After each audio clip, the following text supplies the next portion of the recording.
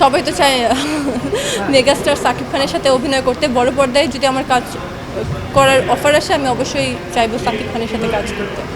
শুধু শাকিব খান কেন, অন্যান্য জি অবশ্যই অবশ্যই, but he is my favourite, that's why I mention his name first.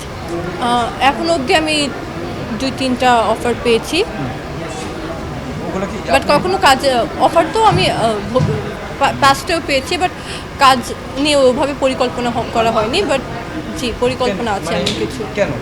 তখন আমি রেডি ছিলাম না, আমার তখন এইচএসসি এক্সাম ছিল আরও কয়েক বছর আগে। ওভাবে আমি আমি ওভাবে আমি রেডি ছিলাম না, আসলে ব্যাটে বলে মিলেনি বলতে পারি। জায়গাটা অনেক চ্যালেঞ্জ।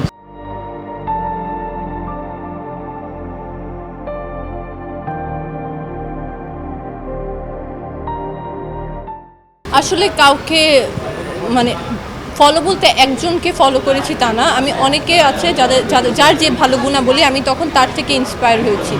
তো ওভাবে আমাকে যদি বলা হয় যে একজন বলেন যে যাকে দেখে আমি ইন্সপায়ার হই, এটা বলা আসলে কঠিন। হ্যাঁ, সবার ফুল সাপোর্ট, এখন আরও বেশি সাপোর্ট, কারণ আমি ডে বাই ডে নিজের শিখেছি।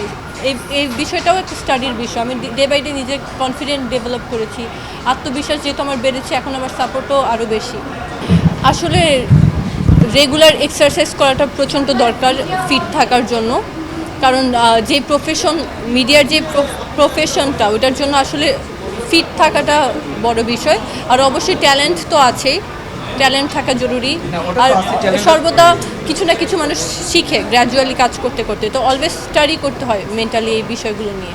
8 ঘন্টা আগে ঘুমাতাম, বাট রিসেন্ট কিছুদিন প্রিপারেশনের কারণে 4 থেকে 6 ঘন্টা ঘুমানো হয়েছে, কারণ সকাল থেকে ওয়াকের প্রিপারেশন, কীভাবে পাবলিক স্পিকিং করতে হবে, সব প্রিপারেশন নিয়ে খুবই ব্যস্ততায় দিন গিয়েছে। ডায়েট ওভাবে আমার করা হয় না, আমার যখন যা ভালো লাগে তাই খাওয়া হয়। বাট হ্যাঁ, মেনটেন আমার আরও করা উচিত, বাট টুকটাক মেনটেন করি।